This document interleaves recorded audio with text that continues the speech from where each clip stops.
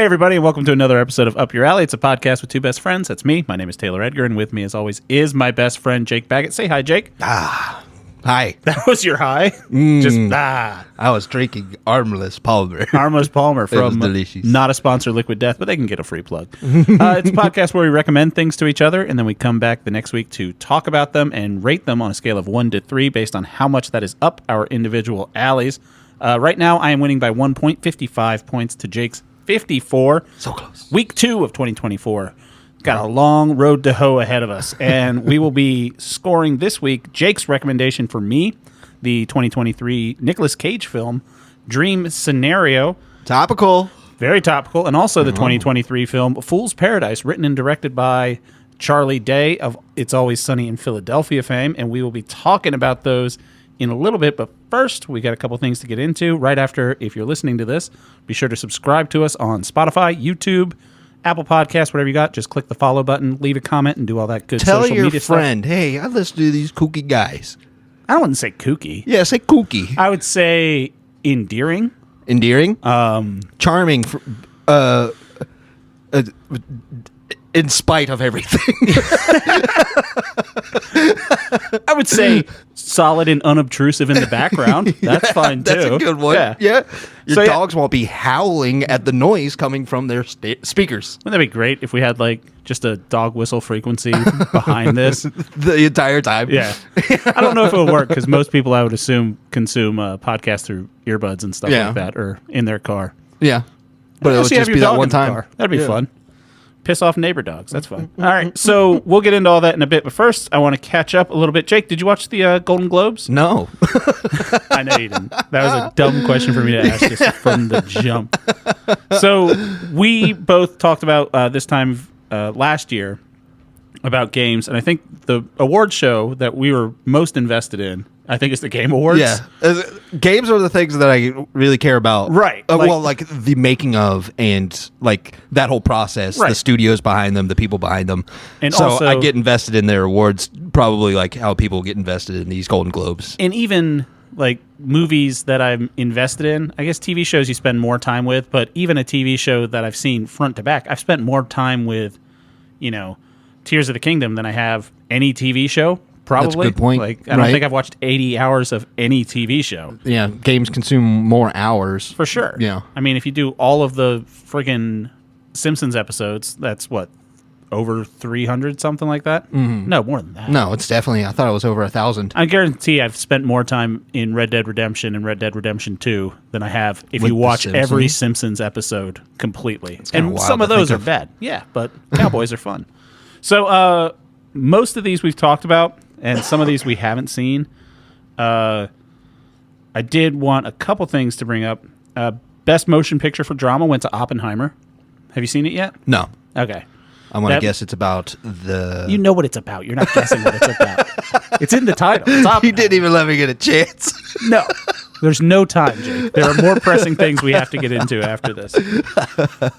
Motion picture comedy. I had my money on it going to Barbie. Yeah. Did not. It went to Poor Things, which is Mark Ruffalo and Emma Stone. I have not seen that. I have one movie critic friend that's published and stuff, and she didn't like it. So I'm like, I guess I'm not watching it. She said that it's pretty good, but then it kind of loses it. The one I was kind of not really surprised by, but I was hoping it wouldn't happen, was Best Motion Picture Animated went to the new Studio Ghibli, The Boy and the Heron. I want to see it. I want to see it too. I think you kind of turned me around on them in the past year. But boy. I had my money on Spider-Man Across the Spider-Verse. When you feed me Ben Affleck, I'll feed you Studio Ghibli. Yeah. Yeah. Because one of those is a cultural institution that represents everything about their country, and the other one is anime. Studio Ghibli. Yeah. Specifically. The one award that I thought was kind of interesting, it's a new award this year, a Cinematic and Box Office Achievement. I don't know what that means. Yeah, it's gobbledygook nonsense. It's basically movie that made the most money. You did a good job. You made money. That's what it's about. They're actually finally awarding money. So the nominees for this were... they have to find out how to give money to this thing. They'll give an award to something. Guardians 3, John Wick 4, Mission Impossible Dead Reckoning Part 1, Oppenheimer, Spider-Man, Super Mario, Taylor Swift The Eras Tour, And the winner of that was Barbie. Okay. Because I made billions of dollars. Yeah. Which is kind of fun. Cillian Murphy won for... Oh, I read about how everybody... Well, not everybody, but Judd Apatow specifically was upset that Barbie couldn't win for Best Screenplay because... based on Mattel? They had to change it to Best Adapted Screenplay. Yeah. And he's like, was it adapted from? They're like, Barbie. Exactly. The toy. As someone that's seen Barbie and someone that has seen a Barbie doll... Yeah. I don't think that's an adaptation. I don't think any of the nuance and the weird psychological... framework that they put into that film was inherent in the doll. I get that, but it's from the doll that this story was created. It's absurd. It was adapted from the doll. I wonder, did the Lego movie count as an adapted screenplay? I would say yes. But because it's based off of Legos. I guess. That makes sense to me. They didn't get Playmobil, the movie. Was there a Playmobil movie? Yeah. Huh. They tried the same exact thing with Playmobil. Yeah. Did you... Oh, shit. Something happened. Oh, shit. Never mind. That went away. So, comedy special, Ricky Gervais won. Ugh. We talked about this a couple weeks ago, all the nominees for comedy specials. They're all dumb. Yeah. And... they're all dumb. Well, I watched Ricky Gervais's new one because, I mean, it won the Golden Globe this week. It came out on Christmas. That's because Golden Globes love Ricky Gervais. They do. Because he's, hello, I'm going to make fun of you for a bit. He had a Netflix special come out the same week that Chappelle had his new Netflix special come out. Yeah. I watched them both. Yeah. Both of them, to use a parlance for the kids, mid. Yeah. They're mid. Yeah, I hear that it takes Dave Chappelle a while to get to a joke. He has some bits in the middle that are like pretty great Chappelle like jokes. Quality jokes. But a lot of it's just talking, and I understand that's what he does now. Is this true? I've just read it, but is it true that there's a part where he says that he has a lockbox with his jokes in it to give his wife so that she can have money when he dies? Yeah. Well, just put money in it, partner. There's a lot more nuance to it. I'm sure, but that is so funny out of context. Yes, it is. But I know Chappelle... He's saying his jokes are gold. Exactly. Yeah. But he's also saying that it's a lot more than... Like, he is the reason the jokes are funny, that she can't just tell his jokes exactly. and make money. You can't... Oh, good. Regardless. That's a fine joke. I'm happy with that joke. And Ricky Gervais, who won, like, his whole special, like... I kind of get sick of people just being like, because he talks, it's like, you can't say that, and it's like, oh, gonna get canceled, and it's like, Netflix is paying you millions of dollars to do this. No one's canceling. Did he go there? Sure, I guess so. Yeah, he can go wherever he wants. He's a millionaire. Yeah, and I found this out actually earlier today. I was listening to a podcast, Shane Gillis's podcast, and he had a Netflix special out as well, which I thought was funnier than Chappelle's, and not funnier like he's funnier than Dave Chappelle, but this individual special that they released this year, Gillis's was funnier. Okay. And probably because he delivered actual jokes. Well, yeah. I mean, that helps when you're doing comedy, right? To be funny. Yeah. And he said that his special, someone asked him, like, oh, you didn't win? And he was like, no, because Netflix, I don't know how this works, but apparently studios have to put their product for your consideration. Right. I didn't know that was like a legally binding thing. I always like saw those like for your consideration. I didn't know studios are like, this is what we're submitting. No. Like it's a county fair and like these are the prized heifers that you're judging. Yeah, you got to bring the pig to the, but competition. Shane Gillis said on the podcast, he said that his special was licensed to Netflix. Yeah. And like he shot it, he filmed it, and then he licensed it to Netflix. Whereas Chappelle or Gervais and Netflix some of Chris Studios. Rock and all that, right? So they only put out the stuff that they put out. Yeah. So I was like, oh, so it's how we were all saying, oh, this is horseshit that these are the ones that were nominated. It's like, yes, because these are the ones that the studios picked. Yeah, they're like, here's a whole bunch of money, right? And why don't you put these guys? Well, to take a look at these, right? And like we talked about last week with YouTube documentaries and how there are so many YouTube stand-up comedy specials, I was like, oh, so this whole award ceremony is bullshit. Because, I mean, there's more justice in the People's Choice Awards and the Game Awards than there are in the Golden Globes. Because it's just like smelling your own farts and everything like that. What Letterboxd said was their number one stand-up? No. Joe Pera. Really? Yeah. I didn't watch that. Joe Pera stand-up? Yeah. It's good. It's really good. I'll have to check it out. I really loved it. What's it on? I don't know. I bought it on the Blu-ray. It might be on YouTube, though. Huh. I'll have to check that out. Yeah. So yeah, I mean, award shows are kind of bullshit, and I think it's nice that we got a little bit of closure about the stand-up comedy thing. It's like, oh, this is why all those were nominated. Yeah. Because the studios it does feel good. They're pushing their own shit. But it's like, look how brave we are about paying Ricky Gervais $1 million. Yeah. But you did open my eyes that I do care about the Game Awards a lot more than anything else. Yeah. And it's because I do care about the people that make games. It's fucking bullshit, too. Yeah, and it's still bullshit. PlayStation's fucking with me now. They're saying, you want a free 3-hour trial of Baldur's Gate? And I'm like, you do. I know, because that's $70 out of my wallet. You might as well just buy the whole game. Yeah. I know as soon as I start that game, it's going to be a while that I'm just going to be playing it. And I feel like it's out of the zeitgeist now. Gift to on Sony. You can give me $70 if you want to. And then trust that you're just not going to buy more drugs. Oh, yeah. But how else am I going to play Baldur's Gate without all these drugs? It does look kind of like a druggy movie. All right. So, did you have anything else you want to talk about? Because otherwise I have interesting news. You've been nipping at the bud to talk about this thing. Not the expression. That is nipping. No, yeah. Nip it in the bud. You nip it in the bud to stop something. Stop it. I'm champing at the bit. You're champing at the bud. Nope. Bud from Married with Children. Nope. I got it all wrong? Yep. Most of it. The parts I was listening to, completely wrong. So, did I tell you about the kids' Christmas present? I don't think so. So, I got an Instagram ad for this Taylor Swift calendar piano. Where it's like it's a little mini piano, and it has like little keyboards, and every week it pops up and there's a little snippet from a Taylor Swift song, and it shows you how to play it on the piano. Oh, okay. I'm like, fucking perfect. Yeah, cool. Order that off the Instagram ad. Doesn't show up. No tracking data. Christmas comes, Christmas goes. I buy it through PayPal, so I file a report with PayPal, and then I look up this website, and you just type in this website, and it's all, this is a scam. Yeah. This is a scam. It's not a real thing. It's not a real product. And someone has this diatribe. I forget. I think it was on Reddit. Don't buy anything from TikTok ever again. It was from Instagram. Don't buy anything from Instagram. I'm not a fucking child. I bought it from Instagram. So I heard scam, and I was like, "That's TikTok for you." So I took it up with PayPal, and the company sent me back an email that just said it was poorly worded. Yeah, like it was like through not poorly worded. It was like through a Google Translate. Yeah, and all the Reddit threads and things that I said, it's like, this is a Chinese scam company. They don't have the rights to Taylor Swift's music. Yeah.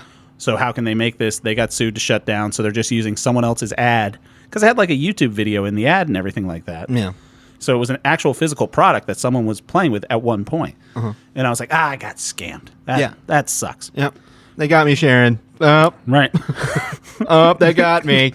Exactly like that. So, I just write it off. I take it up with PayPal.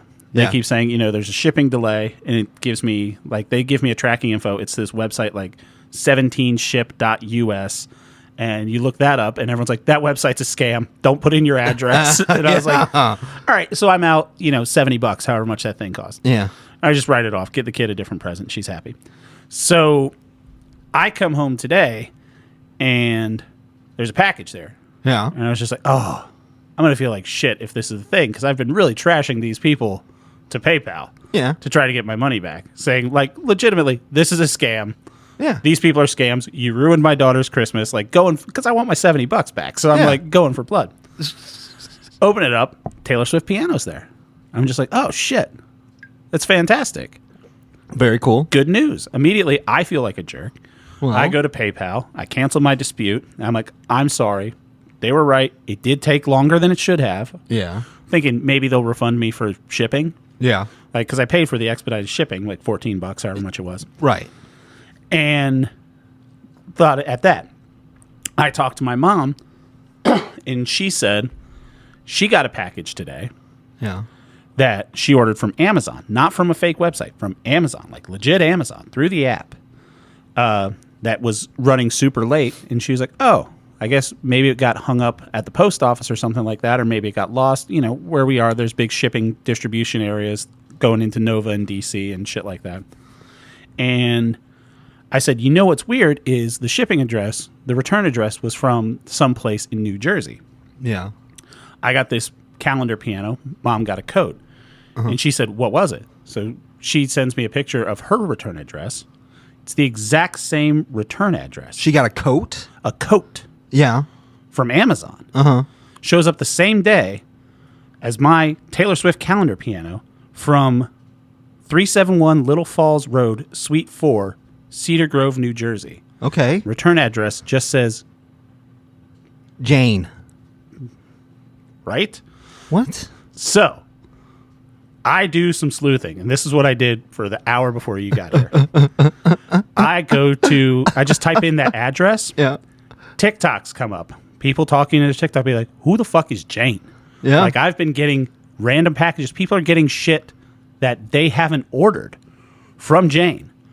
And everything on the side of the tags in the coat and the side of the boxes of the Taylor Swift piano, all in Chinese.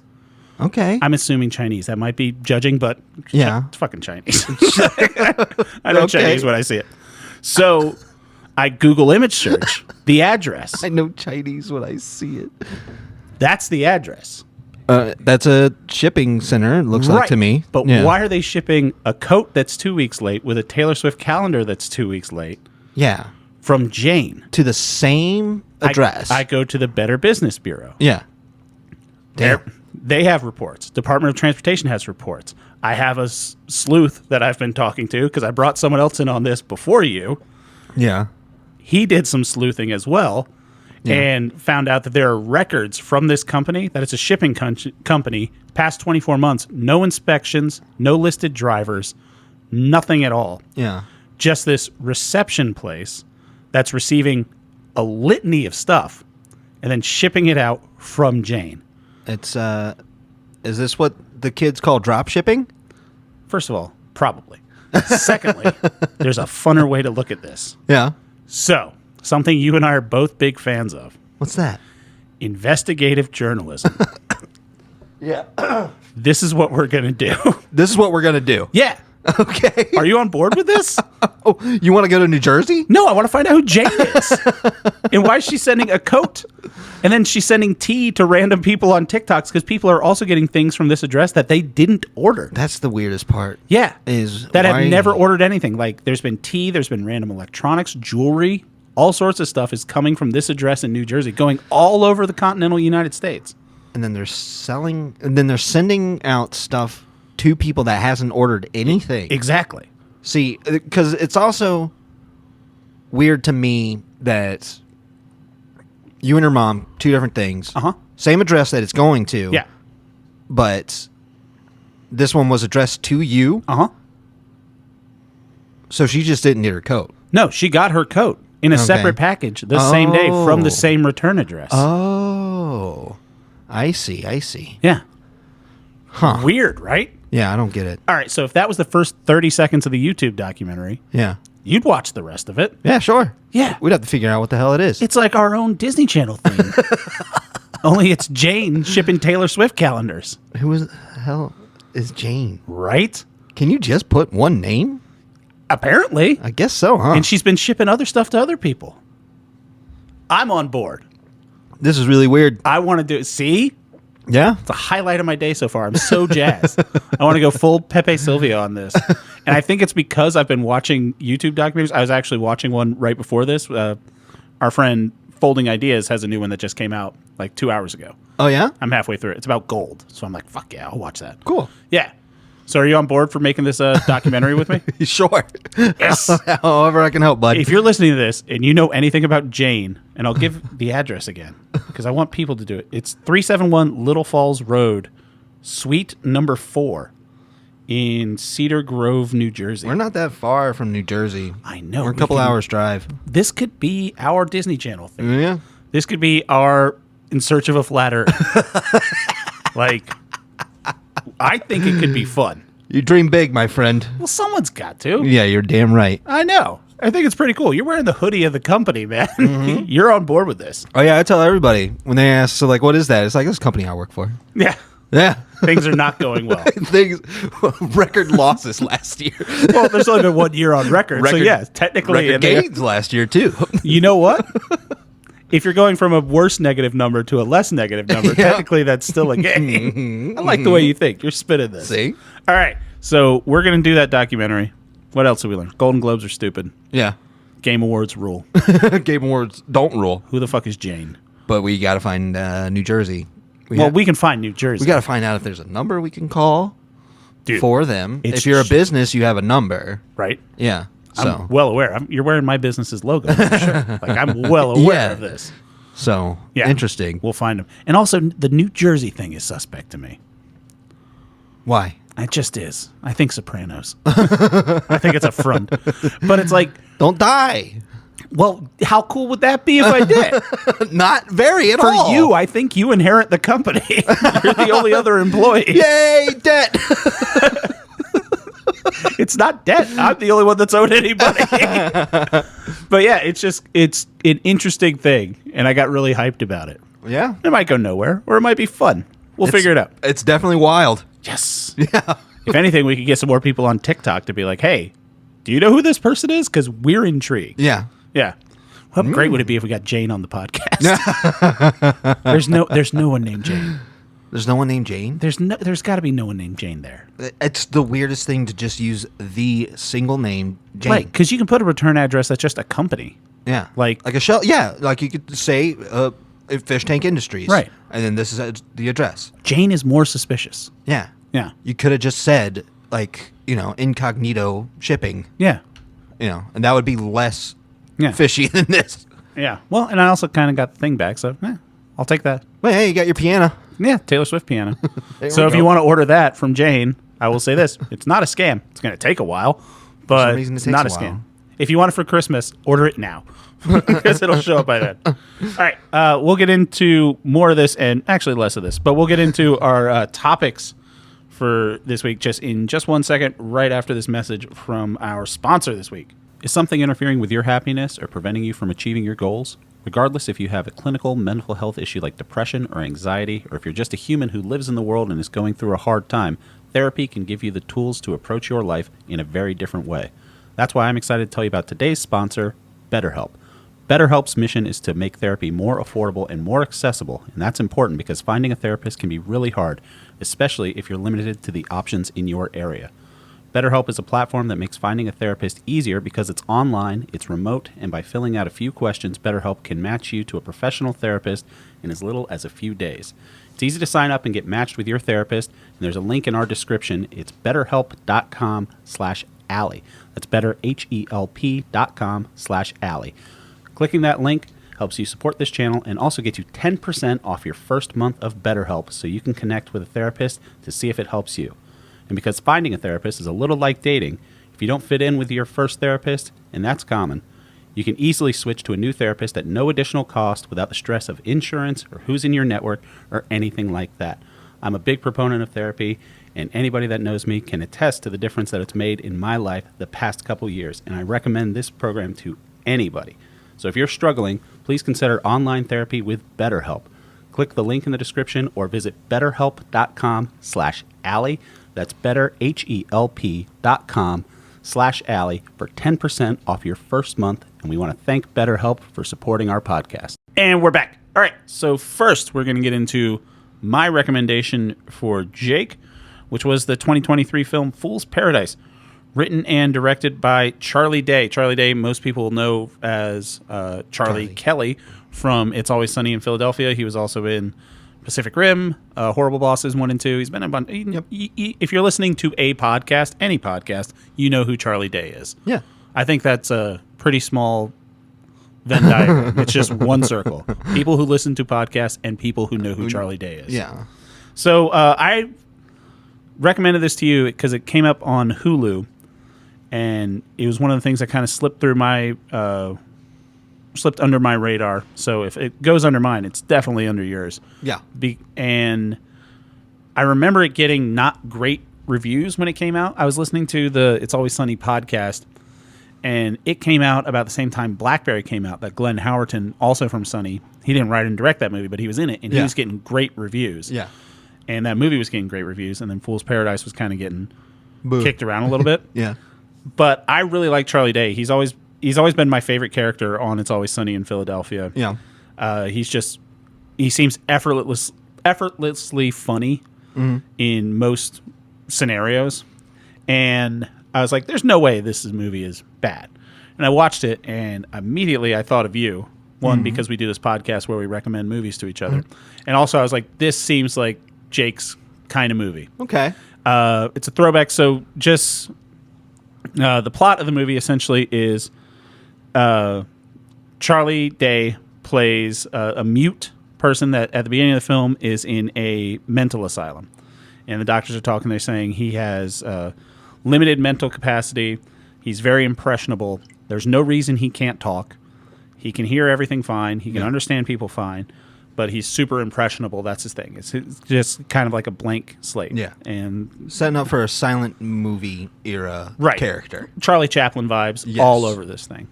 And they send him out into the world. Turns out that there's a movie studio that's shooting a movie with a guy that looks just like him, also played by Charlie Day, obviously. And that guy's a prick. So they're like, oh, we'll replace you with this guy. Yeah. Through a series of misunderstandings, they think his name is Latte Pronto. Yeah. Which is a hilarious name. And he goes through the Hollywood ladder, co-starring Ken Jeong, who I think steals the movie, as his hapless publicist who's always looking for a break. And he finds Latte Pronto, gloms onto him, takes him through Hollywood stardom. Also has Kate Beckinsale, Adrian Brody, Edie Falco, Jason Sudeikis, Ray Liotta, Common, John Malkovich, and Jason Bateman. Just lots of people are in this movie for a little bit of time. So I really thought you'd like it just for the physical comedy of it. Yeah. And how it's taken. I know you and I are both fans of big swings, and I think Charlie Day took a big swing with this. Yeah. And it's just really campy, funny Hollywood stuff. And yeah, I was just like, yeah, I think Jake would like this. And I don't think he would watch it, and I was right about that. Yeah. So, Jake, what did you think about this? I thought it's a really weird movie. Yeah, that's why I thought you'd like it. It's really weird. Yeah. Like, kind of... Like, I couldn't wrap my head around it.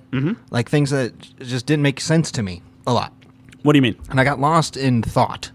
Like, the very beginning, where they're, like, trying to explain, like, he doesn't talk. Right.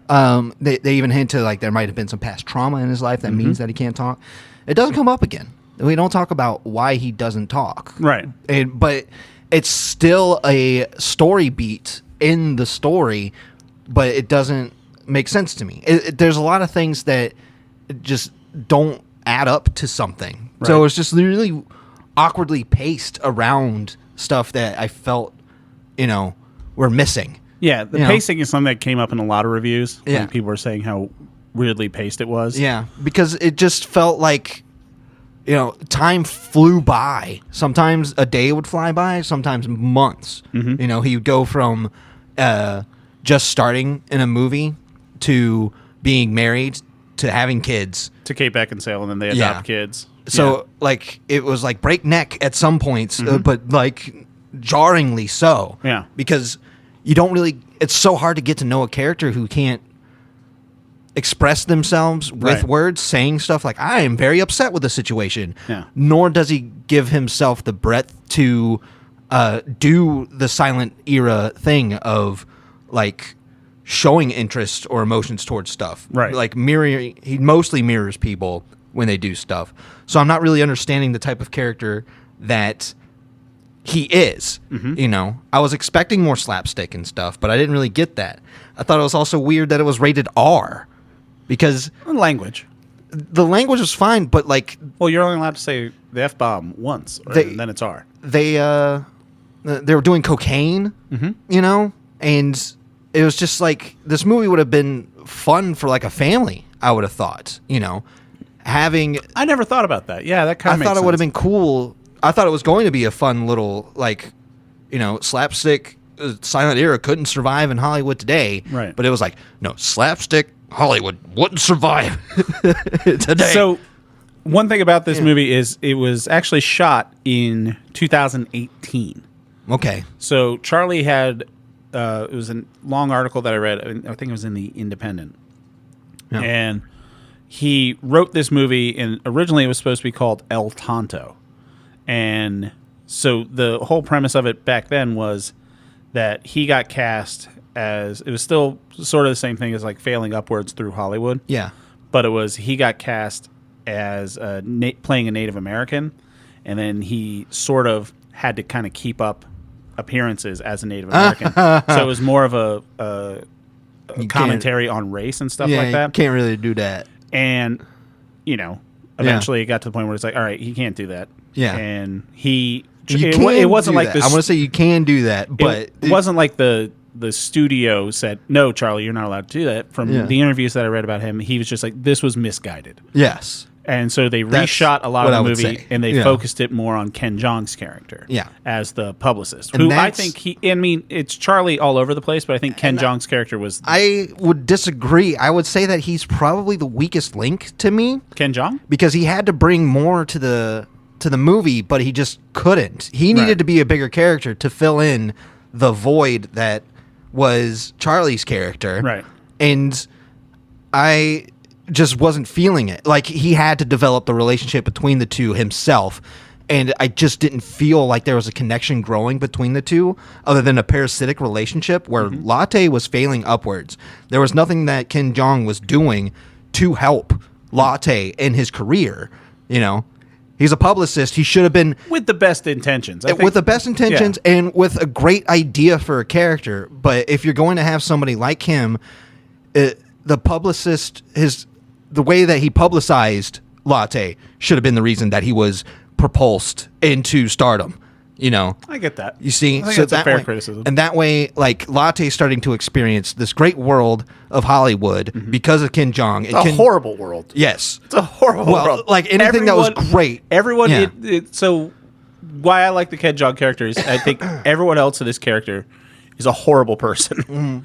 Like, everyone else in this movie is bad except for Ken Jeong. Like, Kate Beckinsale's just, a weird amalgam of every Hollywood actress. A Hollywood starlet type. She's a little bit Angelina Jolie. She's a little bit, She cares about her image a lot. And she goes and, like, adopts a whole bunch of kids and from different ethnicities and, areas of the world, all because it looks better for her. Adrian Brody is...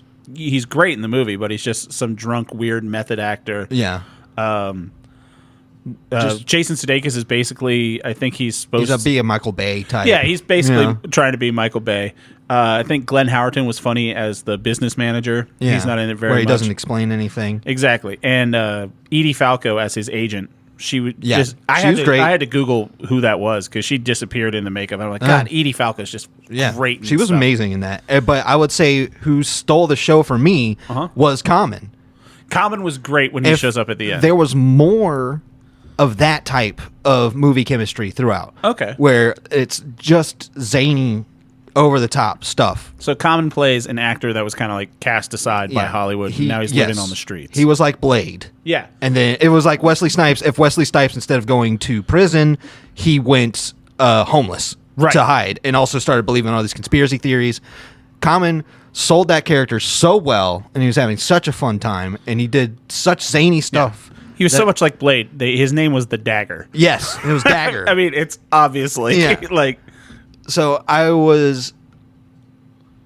when I saw that, I was like, I wish that this movie was more like that. You wanted more Dagger. Yes. I'm not going to say that I hated the movie because I didn't. I liked the movie. So what do you give it? You going 2? I'm going 2. You going strong 2? Yes, strong 2. Okay. As in, I feel like this is a conversation for people that watch movies. Yeah. Because you can see where a debut director is making... And writer. Well, I mean, he writes on Sunny, writer, and I think he's directed a couple episodes of Sunny, too. But making a feature film is like a different thing. Yeah. And so, like, just understanding media like I do, which I'm not saying I'm a genius at it. Nobody's saying that, Jake.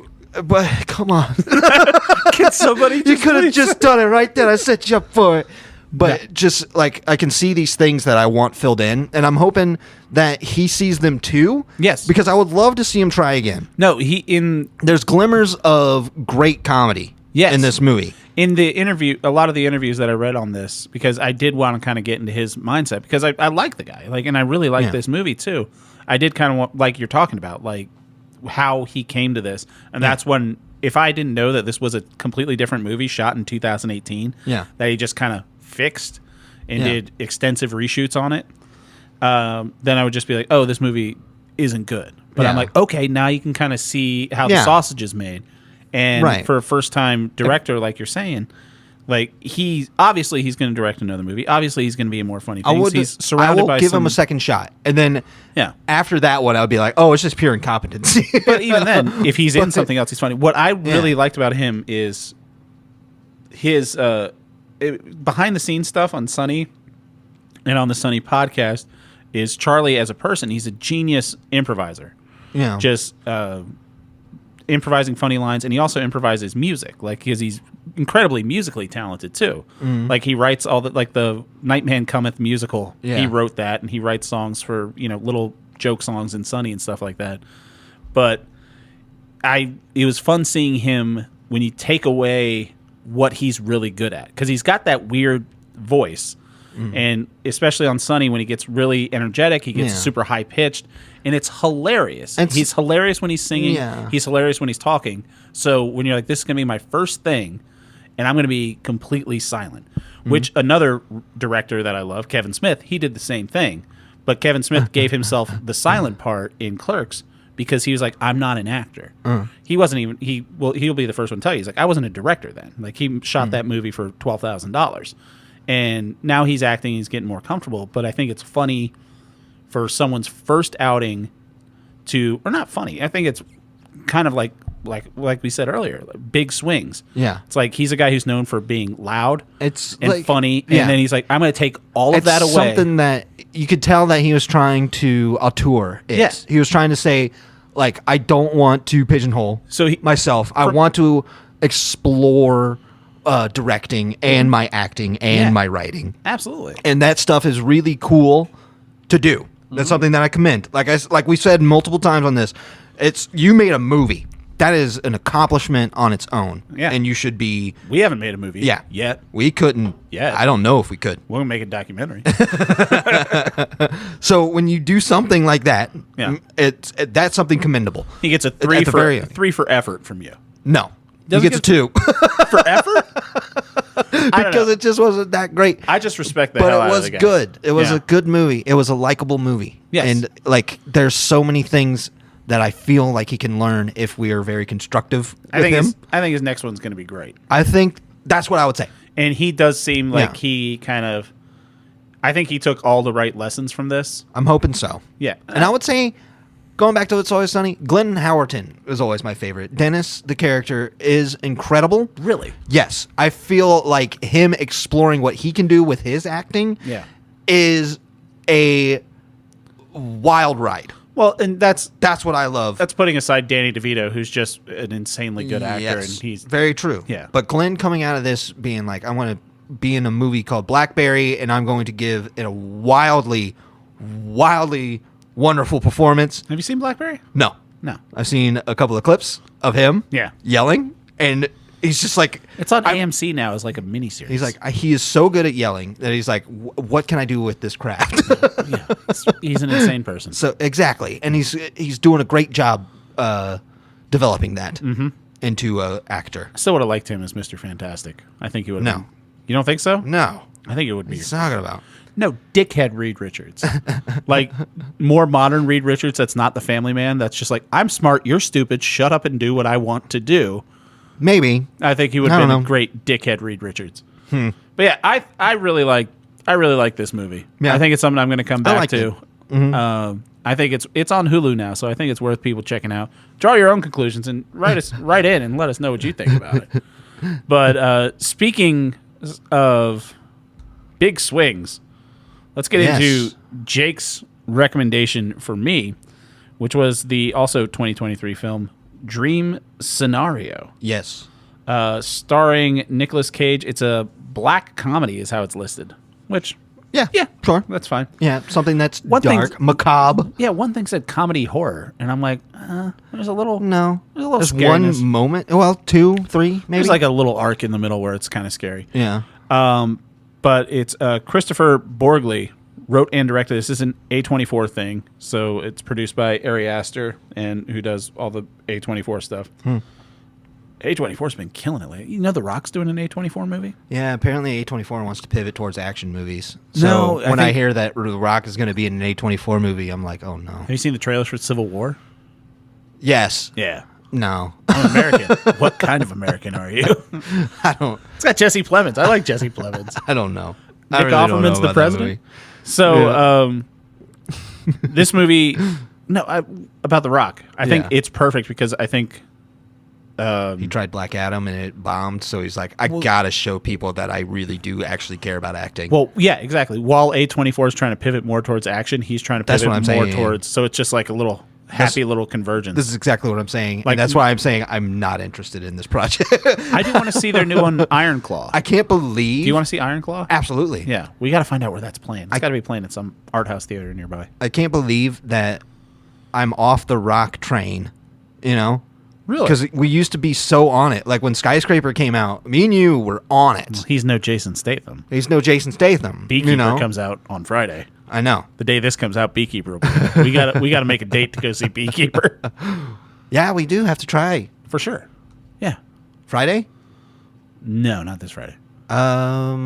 I can't do Saturday. I'm sorry. We'll figure it out. We'll figure it out. This doesn't have to be an on. We can't do this on the podcast. No.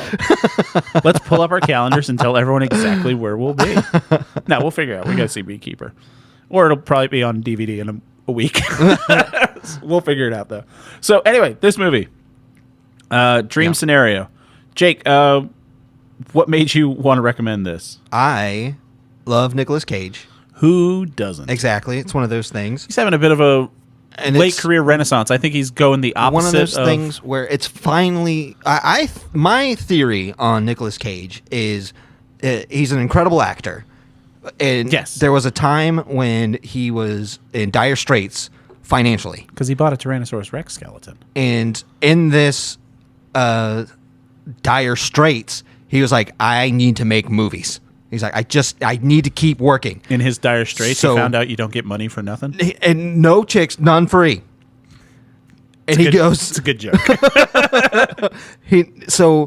Anything that would come across his table that was playing well, he'll do it. Yeah. So that's how not only Snake Eyes. You got a mix of great and wonderful performances, like in Bad Lieutenants, you have wild and weird... bad performances like in Pay the Ghost. So I've never seen Pay the Ghost. Don't. So it became this wild gambling of finding out if he's going to be in a good movie. And I think now he's fine. So now he's like, I'll do fun projects. I'll do the silly stuff every once in a while. But he's like, I'm really actually going to be able to pour my heart into the craft. Right. So he's done, when I was reading up on this movie, there are some people that said he's done 3 movies that he considers his late career trilogy. Yeah. Which I've seen 2 of now. Dream Scenario, Unbearable Weight of Massive Talent. Oh, wow. And also Pig, which I've never seen, but Pig gets great reviews. I'm surprised he put Unbearable Weight above his performance in Mandy. Yeah. Mandy is incredible. I haven't seen Mandy either. Well, it might be, we should get you on a cage match. Cage match? Cage match May. Come up with a month. May. Cage match May? No. Yes. Cage March. Cage March. Like match, but March. April, March. Is that a month? March? Yeah. You just ask if March is a month? January, February. It's that one. The next one. March is what you do when you're in a line with people and you're walking. What is this free association your brain's doing right now? You're giving me 2 months to put up a Nicolas Cage month. Don't worry about it. You tried your horror movie month. Nothing's going to compare to All Affleck April, brought to you by Dunkin' Donuts. Anyway, so Nicolas Cage, he is one of those people that, you go back to Raising Arizona, he was belle of the ball. And one of my favorite movies. And he's a Nepo baby. So. Well, yeah, he's Coppola. Yeah. But he did the non-Nepo thing where he's like, don't... Change the name. Yeah. Did you see Francis Ford Coppola wrote a nice little thing about him in this movie? Yes, he said that even when he was a young child, he could play a computer. He's like my sweet nephew. And I was just like, oh, good for you. Yeah. You shouldn't have made that third Godfather movie. That's what I wanted to comment on that Instagram thing. So, but I love Nicolas Cage. And it's a weird one. Like watching this movie was like, it's him finally being like, I'm a straight, legitimate, awesome actor. Good actor. Yeah. Yeah. So I wanted you to see this so that we could talk about Nicolas Cage a little bit, and so that you can also see what he's up to and just how fantastic he's doing. Yes. Because to me, he's on the level of Patrick Swayze, where You have He's somebody above Patrick Swayze, who's awesome and brilliant, and for some reason he has an eye for the most wildest movies and delivers a performance. I'm talking Roadhouse. Just knock it out of the park. This movie would have been nothing. You know who you're talking about? With Patrick Swayze. No, you're talking about Ben Affleck. He's the same way. Nicolas Cage gets made fun of for a period in his career where he was needing the money. Yeah. Like, that's when you get some Ben Affleck movies. I'll admit, they're not all great. Yeah, right. Some of them are just okay. Wow. The rest of them are fantastic. Yeah, there you go. But he's an artist, and he's good at it. And when he puts his mind to something and he's really passionate about a project that he's not just doing for the paycheck. Yeah. Not to say anything bad about the movie Paycheck, which is a good movie. It wasn't. That was the one where he had 13 clues to find out something. Jake, we'll talk about this in April. We could talk about Paycheck in April. Regardless, but I know what you're saying, and that's how I feel. And Nicolas Cage, I think, weirdly, the Nicolas Cage movie that I've seen the most. What Nicolas Cage movie do you think you've seen the most? Raising Arizona. Absolutely. Raising Arizona. That one is a family household classic. Yeah, my dad fucking loves that movie. We can quote it in my family back and forth. If we're talking about something, and we're like, oh, did you get this for that? And they're like, oh, I haven't picked that up yet. We go, you got to get that high. Yeah. We have those little things that we say to each other. Little shorthand. Yeah. Yeah. I think for me, Gone in 60 Seconds. Wow, the most? Good movie. I've seen that movie once. That movie's good. I was like, what is this? I think the movie that turned me from Nicolas... And I've seen Con Air a good bit of times, too, actually. Yeah. I think about it. Con Air's great. But I think I remember when he was in Kick-Ass. That's when I was kind of like turning on Nicolas Cage. I was like, oh, this guy's kind of in his new phase in his career where he's okay not being a leading man. Yeah. And then I remember watching him in, what was it, like 2006 at The Weatherman came out? Yeah. Where I'm like, oh, he's fucking great. Yeah. Because there are like jokes about, he's in The Wicker Man and it's like a punchline thing. Yes. And The Wicker Man, not a great movie. The original is really good. Okay, I'm not talking about the original, am I, Jacob? I'm talking about the Nicolas Cage one. But just don't put It'd be silly if we were talking about the original. Don't put bad words about The Wicker Man. I'm talking about Nicolas Cage saying, oh God, the bees. They're in my eyes. Yeah. I think I did a trivia category that was Nicolas Cage quotes. Yes. I'm sure I did. Yes. Because I remember saying that into a microphone for one time other than this. Yeah. Regardless, let's get back to this fucking movie. Sorry. Nicolas Cage, outstanding. Yes. And I was happy to see this because if you had not recommended it, I probably wouldn't. It would have slipped through. Exactly. How did he not get a fucking... I think he might get an Oscar for this. He was nominated for Golden Globe. Yeah. Did not win. Damn. Best actor went to musical or comedy. I don't know who it went to. I don't know. Oh, I do know who it went to. Oh, yeah? Giamatti. Oh, right. Yeah. Everybody really likes that movie. The Holdovers. Uh-huh. So, this movie, dream scenario, essentially the plot of it is Nicolas Cage is just a regular dude. Well, he's a professor at a college. And he just randomly, someone says to him, oh, you were in a dream I had. And then he gets a call from a friend. He was at a party, a dinner party. Friend's wife is like, oh, I had this dream about your old friend. What's his name? Paul. Yeah. He's like, I had a dream about your friend Paul. And one of her other dinner party guests is like, I had the weirdest dream about this random guy. Yeah. And then she's like, shows him a picture of Paul and like, that's the guy. Yeah. And then it comes out, there's like a little news story about it. He has an ex-girlfriend who works at a local news outlet. She's like, I was having dreams about you. And then this kind of puts together, goes online, goes viral. Yeah. He's been showing up in people's dreams. Yes. It's connected now that people see him. Right. Yeah. People that have never met him before, that have had no contact with him, are have seeing seen him. And in their dreams, he's just walking around. Doing nothing. Yes. Doing nothing. That's like the whole thing. And he kind of, like, his daughter is having dreams that she's getting, like, raptured up into the sky. Yeah. And he's doing nothing just about sweeping. it. Yeah. Right. So take us through the rest of the movie. So it kind of goes to his head. He takes this as popularity. Rather than exploring the phenomena of itself, he revels in the attention that he is getting. Mm-hmm.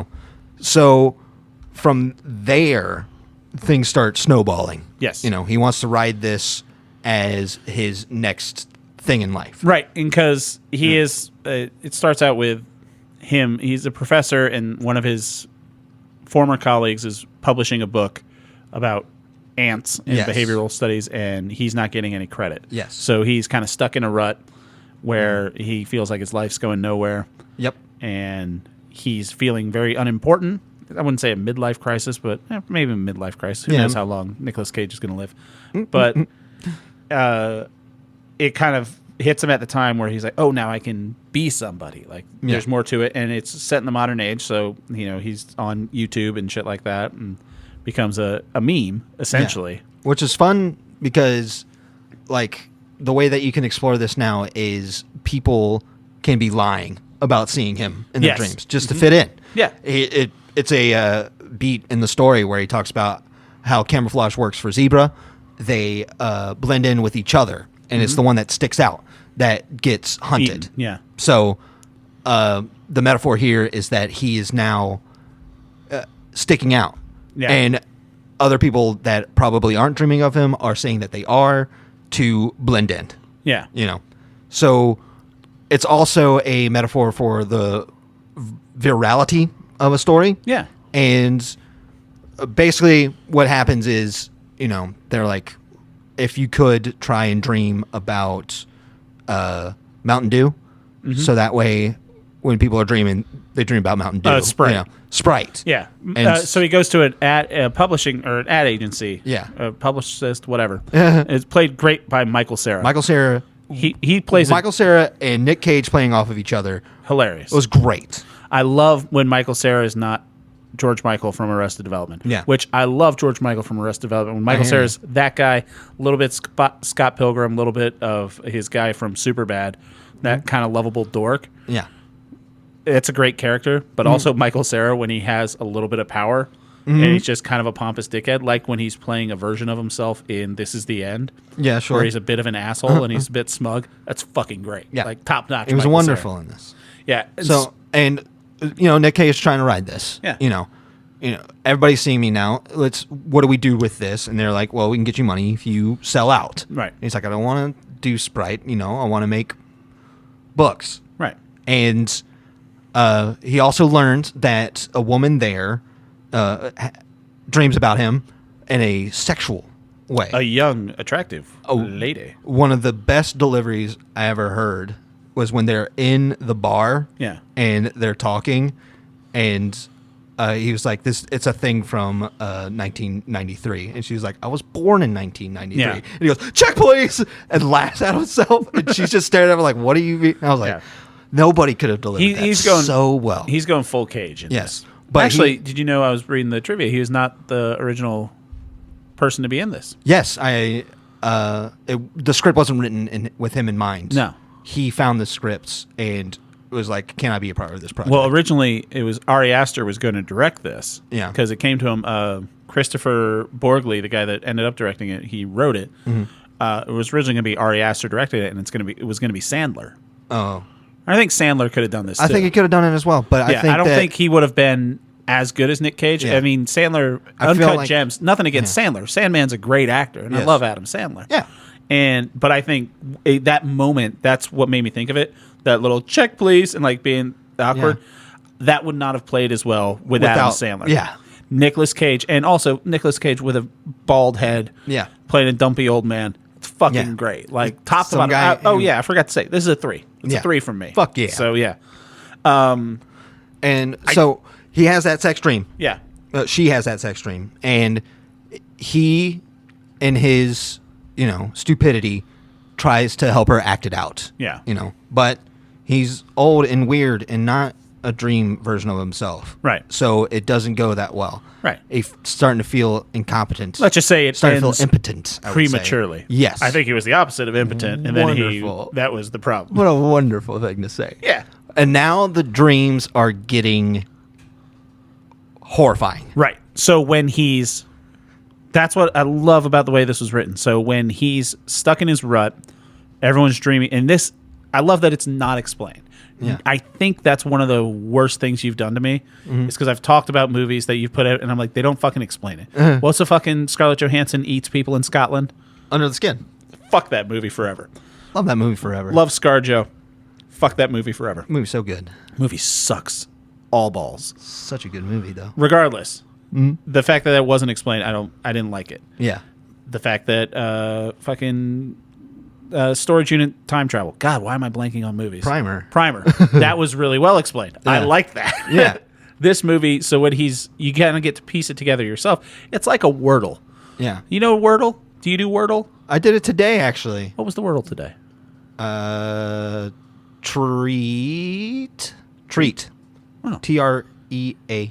Okay. So I believe. when you can get pieces to the puzzle and you see a little bit, and then when you put it together yourself, and then it's satisfying. Yeah. This movie is a fucking Wordle of a movie. It's so great because you get little bits. Fun. So he's doing nothing, and then he's doing nothing in the dreams. Exactly. Then he's getting really full of himself and confident, and people are having sex dreams about him. Yeah. Then he gets pissed off, and then people start having fucking nightmares about him. Yes.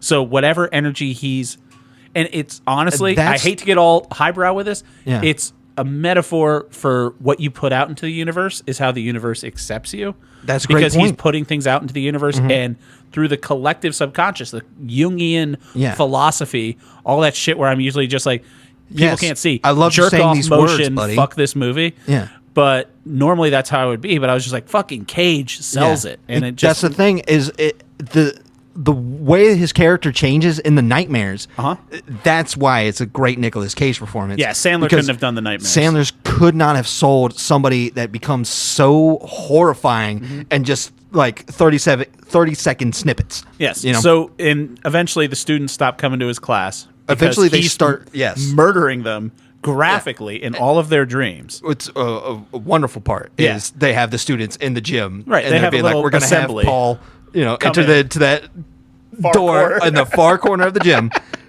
And you just tell me, I don't want this. Yeah. And you just see him walking forward so slowly.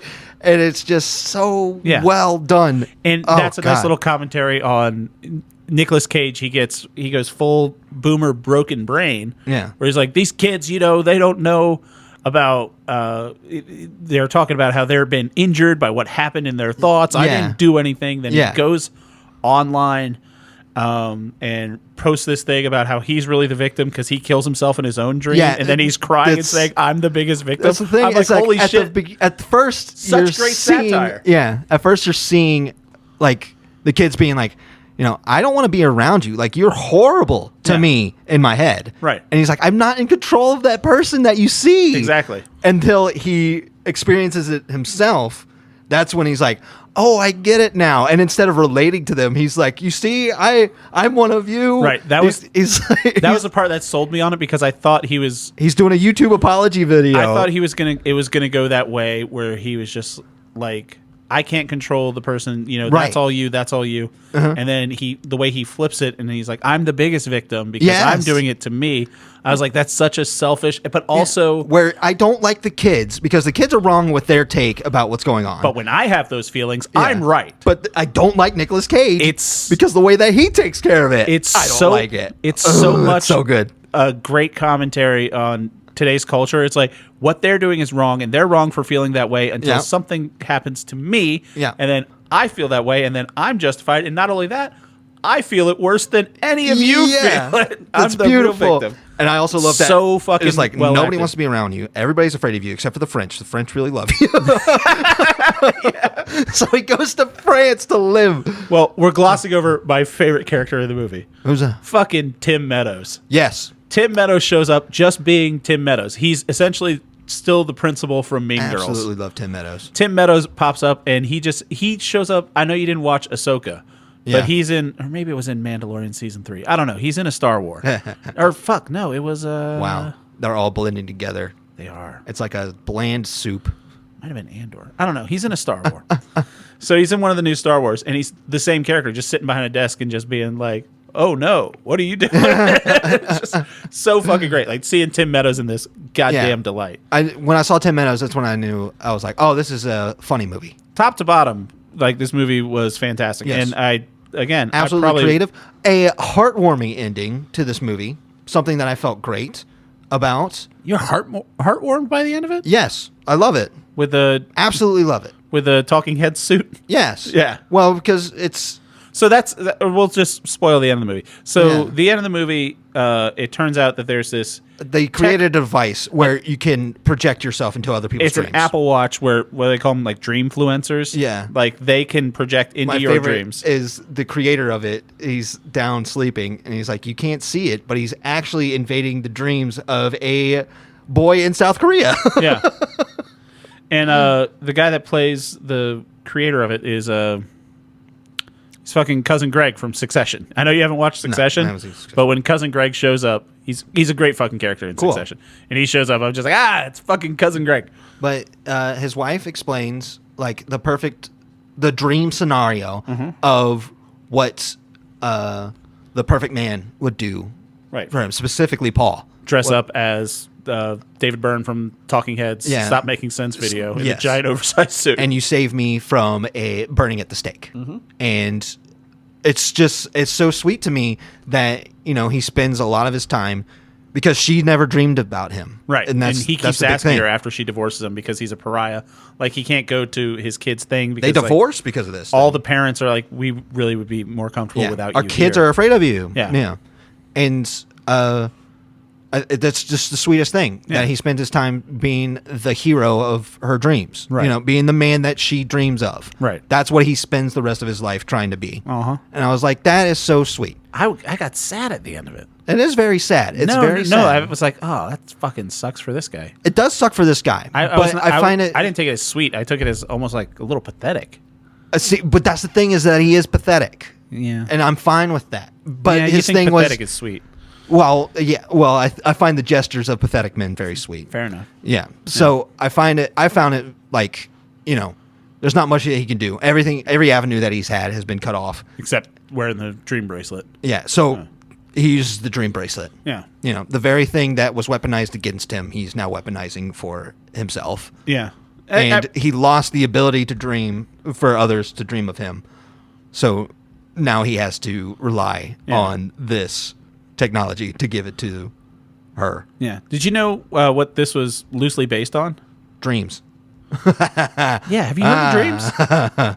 Just go full J-Lo. Akira Kurosawa's have you seen Dreams. This? Have you seen this? Have you heard about this? What's it based off of? So in 2008, an Italian sociologist and marketer, Andrea Natella, created a website called Have You Ever Dreamed of This Man? It focused on a phenomenon of people since 2006 that have all dreamt of the same man. Sounds vaguely familiar. Yeah, you'll recognize the picture. It was an internet meme going around back then. That picture? Yes. So it was some random dude that... Oh, yeah. Have you read, like, the thing about dreams, like, you can't make up faces in your dreams? Sure, yeah. So it's like AI, how AI can't, like, get fingers right and shit like that. Your dreams are like that. That's what's fucking weird about AI. Side tangent conspiracy theory. How AI... can't get fingers right, can't get writing correct, and like numbers look weird. Yeah, that's the same way as fucking dreams. Have you noticed that? Like, if you ever tried to read something in your dream, and you're like, "This is nonsense." Like, I can't read this. That's how Batman knew he was dreaming in the Batman episode "Perchance to Dream." Yeah, because he tried to read a book, but it wasn't in there. Yeah. Oh, that's such a good episode. Are you bringing up the animated series? Like, I don't know what you're talking about. Remember how he escaped his dream because his real dream is that he wanted to be Batman, not to be with his parents? Yeah. Man, that's a great episode. Do you remember Heart of Ice and how sad that was? Oh my gosh, that's a beautiful episode. Let's watch Heart of Ice later. Let's just watch Batman. I'm insulted that you brought up a Batman the Animated Series episode. At least I brought up the dream one. Yeah. It's apropos to topic. So, regardless, what was I fucking talking about? We were talking about how our bodies... when they dream, I would meant to say dream first. Have you seen this man? That's what it's based on. Oh, yeah. So that's just kind of your brain can't come up with new faces, its own face, which is like one of the things about this movie. I thought they were going to tie that back in since it went into like kind of like the neuroscience-y stuff of dreams and everything like that. Yeah, be like, oh, was he somehow accidentally broadcast that all these people saw him? Because that's the only thing I like. And also, it could have just been something I read on a fucking Snapple cap once, and it's not true. Like, fully putting that out there, too. I don't know if you picked up on 56 episodes of this podcast. I'm not a neuroscientist.